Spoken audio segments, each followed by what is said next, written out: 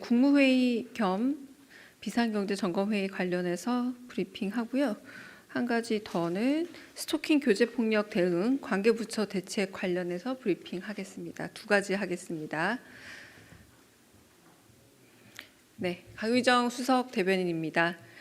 이재명 대통령은 오늘 오전 청와대에서 제14차 국무회의 겸 제4차 비상경제점검회의를 주재했습니다.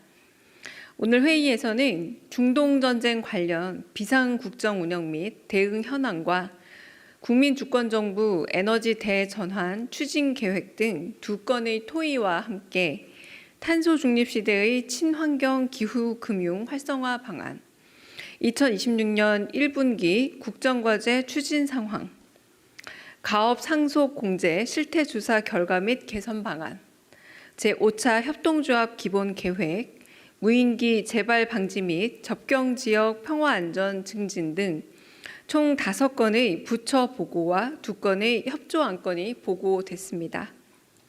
이재명 대통령은 모두 발언에서 중동 전쟁의 장기화 충격에 대해 언급하면서 대외 변수와 지정학적 리스크에 취약한 우리 경제 구조를 근본부터 새롭게 개편하는 경제 산업 대전환을 위해 예상 집행의 속도를 높일 것을 당부했습니다.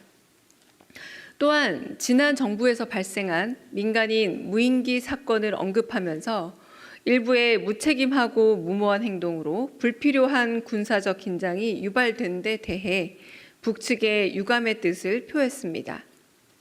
이어 유사 사례가 재발하지 않게 즉각적인 제도 개선과 함께 당장 집행 가능한 조치를 신속하게 취해달라 지시했습니다.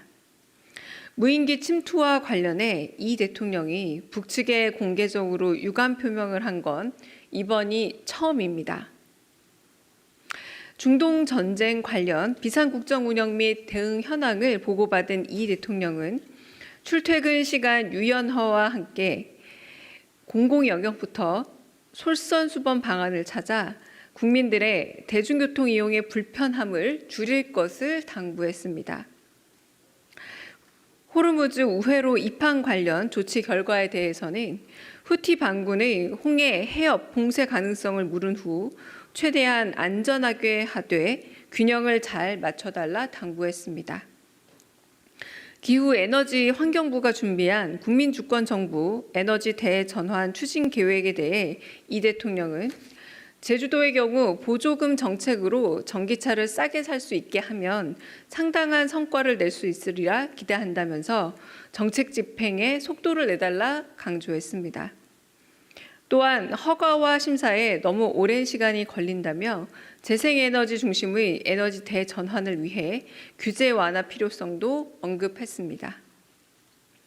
국세청이 보고한 가업 상속 공제의 실태 조사 결과 및 개선 방안에 대해 이 대통령은 특히 주차장 운영업이 가업 상속 공제 업종에 편입된 것은 제도 도입의 취지에 맞지 않는다는 뜻을 강하게 피력했습니다. 아울러 오늘 회의에서는 2026년 1분기 국정과제 추진 상황도 보고됐습니다. 이재명 정부의 123대 국정과제는 차질 없이 추진되고 있으며 564개 실천 과제 중 89%가 정상 추진되고 있습니다. 앞으로도 이재명 정부는 성과 창출을 더욱 가속화하는 한편 국정 전반에 대한 종합 점검과 성과 확산에 집중해 국민이 체감할 수 있는 변화를 만들어 나가겠습니다. 이상입니다. 두 번째, 스토킹 교제 폭력 대응안 관련 부처 대응 대책 브리핑하겠습니다. 강의정 수석 대변인입니다. 남양주 스토킹 살인 사건을 계기로 마련된 스토킹 교제 폭력 대응 관계부처 대책 브리핑하겠습니다. 재발 방지를 위한 대책을 신속히 마련하라는 이재명 대통령의 지시에 따라 지난달 27일 법무부, 성평등부, 대검찰청, 경찰청의 대책 보고가 있었습니다. 먼저 경찰은 고위험 가해자의 경우 7일 이내 구속영장을 신청하면서 위치 추적 전자장치 및 유치 등 강력한 잠정 조치도 필수적으로 함께 신청하게 하는 원칙을 세웠습니다.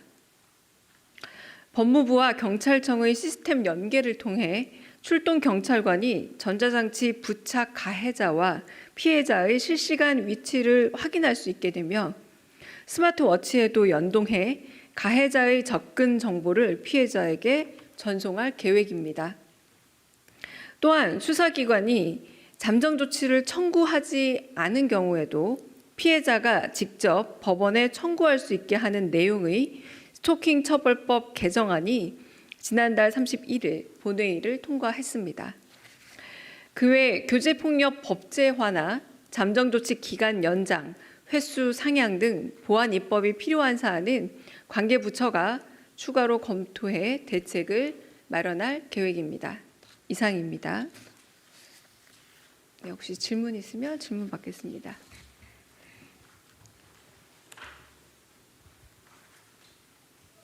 네. 예, 국민일보 이동환입니다. 네. 오늘 대통령님이 대북 유감 표시를 하셨는데 이게 역대 대통령 중에 공개적으로 북한의 유감 표명한 게 처음인 것 같은데요. 이게 왜 이 시점에 대북 유감 표시를 하신 건지, 수사 결과가 나온 거 외에 다른 계기나 의미가 있는 건지 궁금합니다. 제2회 국무회의 당시 1월 20일에 모두 발언에서도 민간 소행이 드러난 상황에 남북관계에 대한 말씀을 하신 바가 있습니다. 어떤 이유로도 우리 국민의 안전을 위협하는 행위가 정당화될 수 없고 관계부처는 이번 무인기 사건과 같은 무책임한 위법 행위가 반복되지 않도록 접경지역 등에 대한 관리에 만전을 기하라.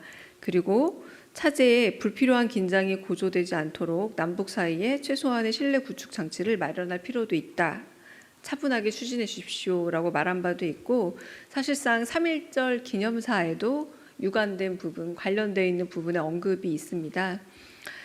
이 정부의 뜻과 전혀 무관하게 벌어진 작년 무인기 침투 사건은 한반도의 평화를 위협하는 심대한 범죄 행위이자 결코 있어서는 안 될 일이었습니다.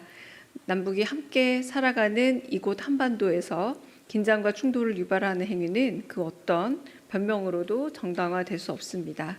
다시는 이러한 일이 일어나지 않도록 철저하게 진상을 규명하고 책임을 묻고 제도적 방지 장치를 마련해 나갈 것입니다. 라고 말씀하신 바가 있습니다.